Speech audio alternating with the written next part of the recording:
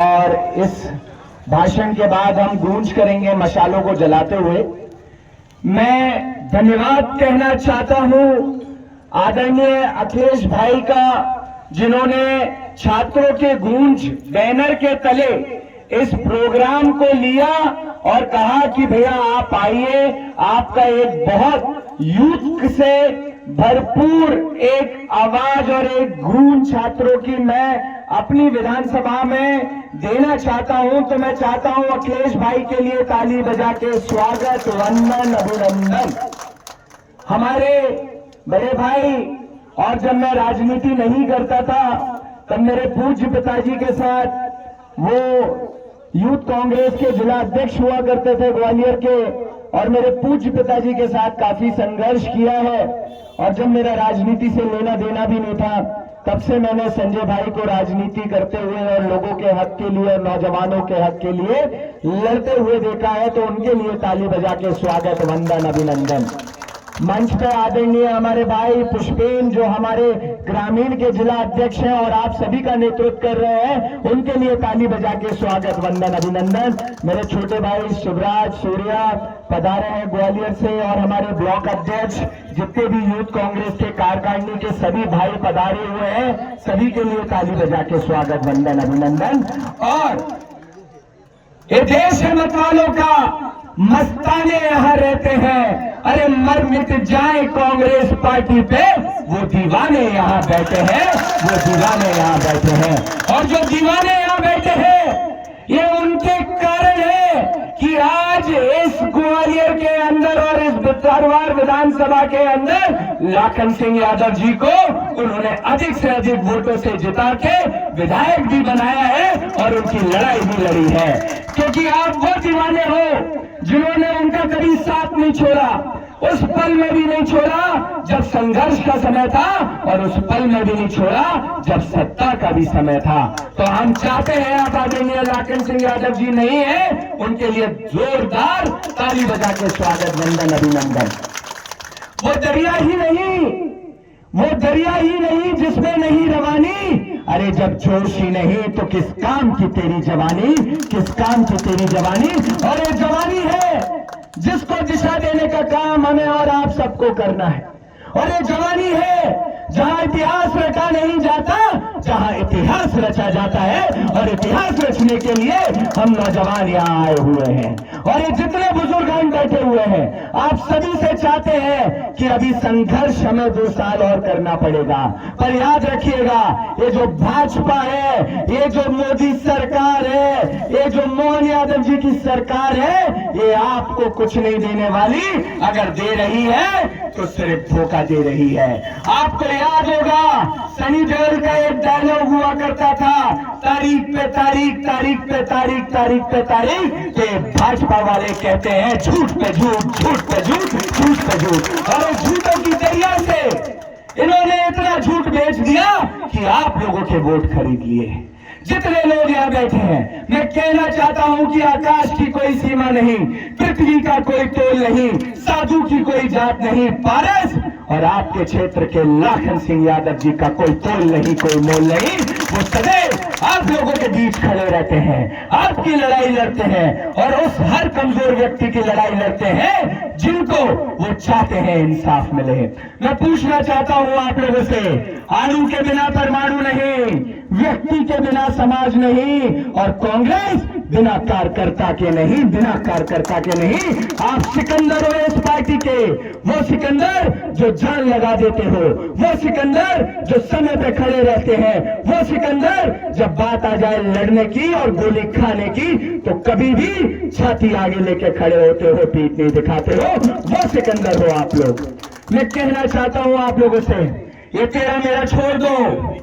जब छोटे छोटे तिनके इकट्ठे हो जाते हैं तो मूसलाधार वाली बारिश को रोक लेते हैं। अरे जब छोटी छोटी घास की पत्तियां इकट्ठी हो जाती है तो मत वाले हाथी की चाल रोक लेती है। अरे जब चींटियां इकट्ठी हो जाती है तो वो शेर की खाल नोच लेती है। अरे आप तो शेरों के शेर बब्बर शेर हो। जिस दिन जमीन पे आ गए तो बागवत से लाखन सिंह यादव जी को विधायक बना के आप 2028 में विधानसभा में पहुंचा दोगे। आप लोगों के लिए जिस चीज के लिए हम लोग यहाँ आए हैं वो है छात्रों की गूंज। आज छात्र इंसाफ मांग रहा है, वो इंसाफ मांग रहा है कि आप लोग जागरूक होइए, गांव का हर व्यक्ति जागरूक होए, यहाँ पर हर नौजवान जागरूक होए। और जागरूक किस बात से होना है? आपको पता है 24 लाख बच्चों ने नीट का पेपर दिया था। कितने बच्चों ने पेपर दिया था? आवाज नहीं आई। 24 लाख बच्चों ने जो नीट का पेपर दिया, उनका पेपर लीक हुआ। और उस पेपर लीक का जिम्मेदार कौन है? कौन है? भाजपा पार्टी धर्मेंद्र प्रधान है। उस पेपर लीक का जिम्मेदार कौन है? जब आपको पता है वो 24 लाख के माता पिता लोन लेके कैसे अपने बच्चों को डॉक्टर की पढ़ाई कराते हैं, उस किसान की छाती से पूछना जो कर्ज लेके अपने बच्चे को नीट की तैयारी करता है, उस आम आदमी से पूछना जो कर्ज लेके अपने बच्चे को नीट की तैयारी कराता है। और जो मुख्य बात है, इस 24 लाख का जो धन इकट्ठा होता है वो 1.32 लाख करोड़ धन इकट्ठा होता है फीस का। और आपको जान के हैरानी होगी, इस भारत देश का जो शिक्षा का बजट आता है हर साल, वो 1.36 करोड़ है। मतलब मात्र नीट की फीस से ये धन इकट्ठा कर लेते हैं शिक्षा बजट का।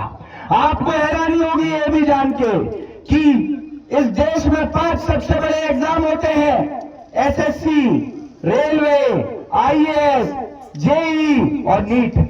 इन पांचों की फीस मिलाकर ये लोग भारत देश की 5 सबसे बड़ी मिनिस्ट्री चलाते हैं। कितनी चलाते हैं? 5 सबसे बड़ी मिनिस्ट्री।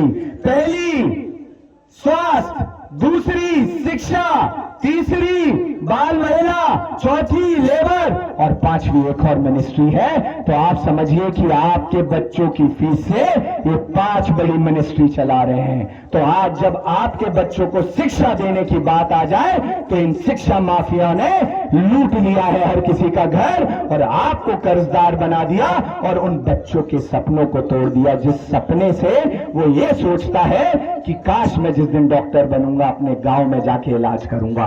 आपको हैरानी होगी, इस बात को घर लेके जाना, ये लोग चीटिंग से क्या कर रहे हैं? अनपढ़ डॉक्टर बना रहे हैं। पेपर लीक से क्या हो रहे हैं? अनपढ़ इंजीनियर बन रहे हैं। तो कहां जाओगे इलाज कराने? मरने के मौत में जाओगे। ये भाजपा तैयारी कर रही है, जब कोई चीटिंग से बनेगा तो कोई डॉक्टर बनेगा क्या? कोई चीटिंग से बनेगा तो कोई सिविल इंजीनियर बनेगा क्या? कहां जाओगे रोड पे? कौन बनाएगा रोड 10 साल बाद आपके लिए? कौन करेगा आपके बच्चों का इलाज? सोचिए, जागरूक होइए, बात करिए। और अगर आज आप लोग जागरूक नहीं हुए तो याद रखिएगा, इतिहास तभी बदला है जब आम आदमी रोड पर निकला है। और मैं हर मन से कहता हूं इस बात को, अगर मर्द का बच्चा होता नाथूराम गोडसे तो गांधी जी की छाती पे गोली मारता, पीठ पीछे नहीं मारता। ये नाथूराम के जितने भी लोग हैं ना, ये पीठ पे वार करते हैं। अरे ये तो अंग्रेज से भी बदतर है जिस तरीके से इस समय आपके देश को लूट रहे हैं। अरे वो हरे राम कहने वाला व्यक्ति जो आखिरी वक्त में भी महात्मा गांधी जी हरे राम जप रहे थे तो पीठ पर गोली मारा। और अगर मर्द का बच्चा होता तो अंग्रेजों की छाती पर गोली मारता, पीठ पीछे तो गोली नहीं मारता।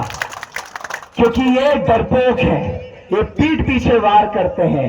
ये गोली मारने से डर रहे थे गांधी जी को सामने से, तो कहां से गोली मारी? पीठ पीछे से। और आज भी आपके घरों में कहां से वार कर रहे हैं? पीठ पीछे से। क्योंकि इनमें इतनी हिम्मत नहीं है कि जनता के सामने आके सच कह दे और जनता को बता दे कि ये सत्य है और ये असत्य है।